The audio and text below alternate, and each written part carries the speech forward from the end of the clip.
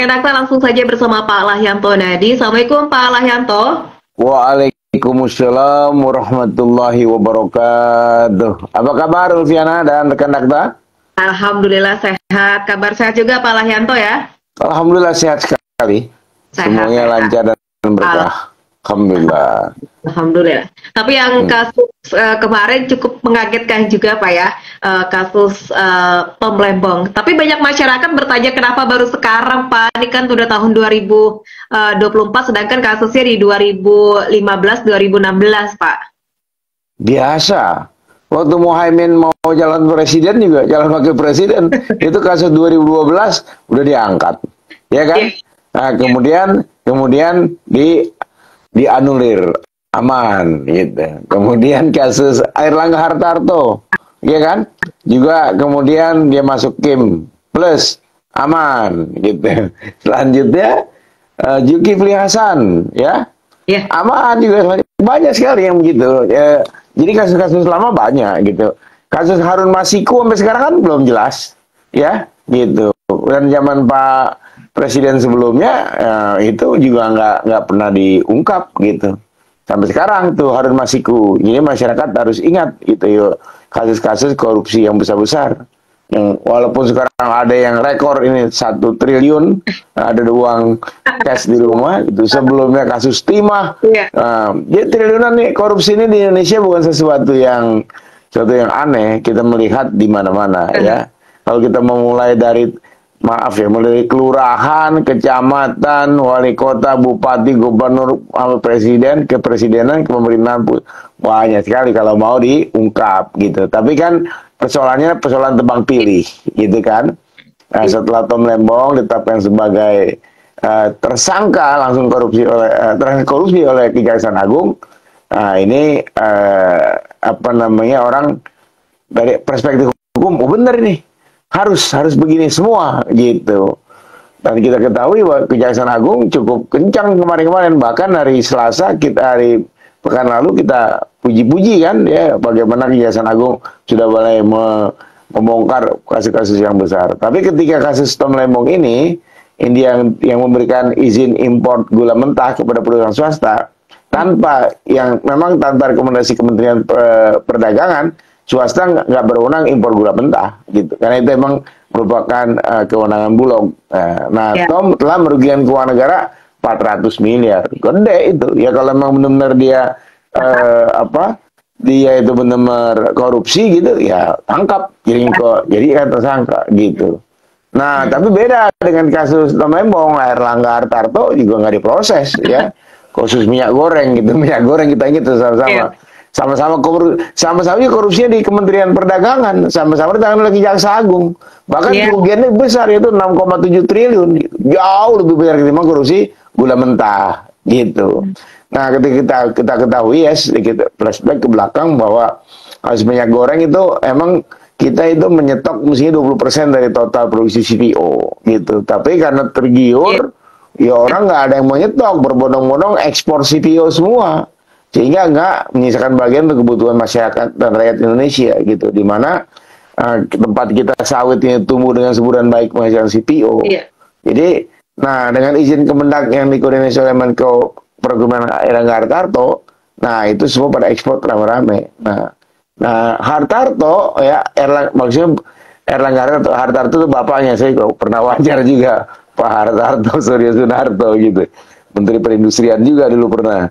Jadi anaknya itu hanya dipanggil oleh Kejaksaan Agung. Saya itu merapat ke Pak Presiden Jokowi waktu itu, boyong Partai Golkar, dan kita ketahui dengan ikhlas dia memberikan Golkar itu kepada Bahlil Lahadalia.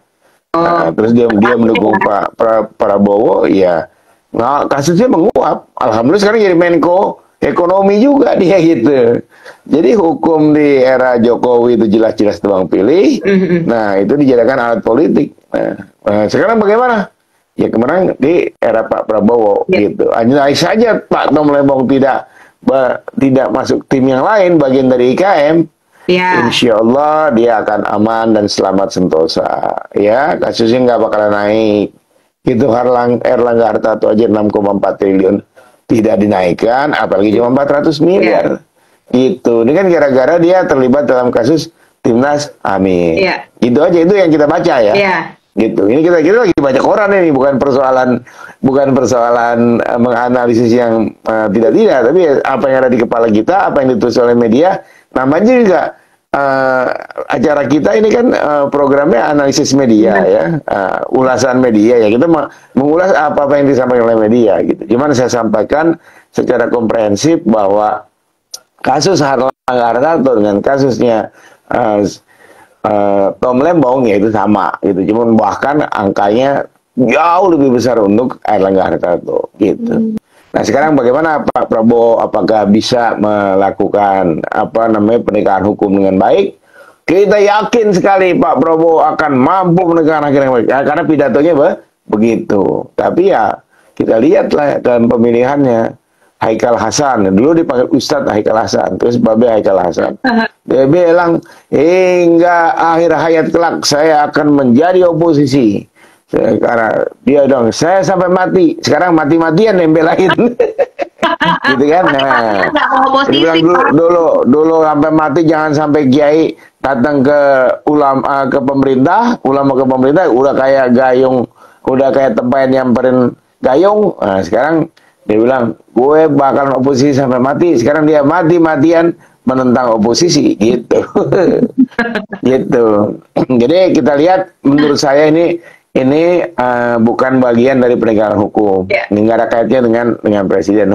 Hukum adalah produk politik. Ya siapapun yang menegakkan hukum tergantung daripada komitmen dari presiden. Ya, karena kita ketahui penegak hukum, Kejaksaan Agung, KPK, kemudian polisi, kehakiman itu penegak hukum semua. Makanya polisi, kehakiman, Kejaksaan Agung itu kita optimalkan. Karena nggak optimal dibikin KPK. Sekarang KPK-nya lumpuh gitu. Karena setelah amandemen undang-undang KPK di bawah Presiden Jokowi waktu itu ya dia dibawa kendali eksekutif. Gitu. Nah sekarang kita harapkan Presiden punya wewenang untuk melakukan corak bagaimana penegakan hukum dengan baik, tidak tebang pilih, berantas dengan tuntas. Nah kasus Tom Lembong dengan Erlangga Hartarto udah jelas-jelas publik bisa menilai. Jadi bagaimana ketidakadilan itu terjadi gitu terhadap orang-orang yang kontra, terhadap para aktivis, jangan-jangan terhadap wartawan. Jangan sampai lah, wartawan kan sebagai pilar demokrasi keempat gitu. Kalau Ulfiana udah ditangkap, siapa lagi yang mau siaran? Jangan sampai gitu. Jadi udah keadilan sudah terjadi. Kita berharap masih ada harapan. Bagaimana ada optimisme dan pesimisme. Jadi kita realistis dan kita objektif saja ya. Kita melihat ini potret dari hukum kita. Sekarang bagaimana ke depan? Ya kita berharap masih optimis. Walaupun banyak yang pesimis. Ya baik. Ini kan ujian juga bagi Pak Prabowo. Kan masa sih nggak tahu Pak Prabowo ini sebelumnya track record dari Erlangga. Apakah karena barter sudah memenangkan dirinya, kemudian jadi melempem nih Pak untuk kasus yang memang sudah ada di depan mata, tapi tadi periksa justru yang jauh diperiksa ini Pak. Nah iyalah kan Pak Erlangga dipilih sebagai Menko bahkan karena dia sudah bergabung dengan Kim Plus, sekarang Golkar mendukung, Pak Prabowo menang, kemudian sekarang jadi Menko. Ya kalau sudah bergabung ya aman lah. Insya Allah aman. Kalau seandainya Menko-nya sampai ketangkep lagi, nah ini seru. Ini benar-benar jelas penegakan hukum. Nah publik menanti itu. Menanti karena publik masih optimisme dengan kemenangan Pak Prabowo. Ya, dengan menjadi presiden yang ke-8 Republik Indonesia. Nah sekarang dia dihadapkan pada tingginya ekspektasi politik. Orang-orang berharap mampu membawa perbaikan baik bidang politik, bidang hukum, bidang ekonomi, pendidikan, kebudayaan dan lain-lain. Orang optimisme karena pidatonya cakep sekali. Gitu. Karena banyak fakta yang menjadi alasan bagi publik untuk merasa optimis. Gitu. Karena Presiden Prabowo mampu membawa Indonesia menjadi lebih baik sampai 2045. Banyaknya masih optimis begitu, gitu. Nah, tapi banyak juga yang pesimis. Banyak fakta yang membuat publik merasa pesimis karena Prabowo tidak akan mampu memberikan Indonesia menjadi lebih baik. Bahkan sebaliknya, termasuk persoalan hukum. Melihat kasus yang seperti ini. Nah, sekarang baik optimis maupun optimis itu kita harus pakai fakta dan data-data bahwa ini kita bisa menilai secara objektif gitu. Nah, Ulfiana optimis nggak? Optimis. Optimis. Optimis dong. Iya dong optimis. Karena Pak Prabowo berlatar belakang militer, punya ketegasan. Militer dua, yang pertama adalah tegas, disiplin, ya kan? Nah, yang kedua adalah kesetiaan. Nah, kesetiaan terhadap Republik Indonesia kita nggak ragukan begitu, gitu. Bahkan dia lebih perlu untuk menaikkan gengsi. Nah, ini gengsi penting nih. Citra brand seluruh rakyat Indonesia. Ya, di dunia internasional kan kerennya kalau pidato bahasa Inggris, pidato bahasa Perancis, pidato bahasa Jerman, keren banget gitu. Jadi kita makin optimis gitu. Jadi dia juga punya pengalaman yang bagus sebagai karir yang cemerlang, sampai masih muda udah jadi dan Kopassus, kemudian Pangkostrat. Nah, cuma diberhentikan ketika itu. Yang memberhentikan Pak Wiranto, ya. Sekarang Pak Wiranto dilantik oleh Pak Prabowo. Nah, itu juga bagian dari sejarah kita juga gitu. Di sisi lain, manajerial skillnya Pak Prabowo bagus. Kan beda kalau Pak Jokowi sebagai pengusaha kecil, ya hanya tukang mebel saja, tukang kayu saja. Pak Prabowo kan berusaha besar, internasional, gitu. Makanya kaya raya. Kita lihat rumahnya mewah sekali di Hambalang kan. Nah itu kita bersyukur orang punya presiden yang sudah cukup. Kalau udah presiden yang sudah cukup, ya dia nggak akan korupsi.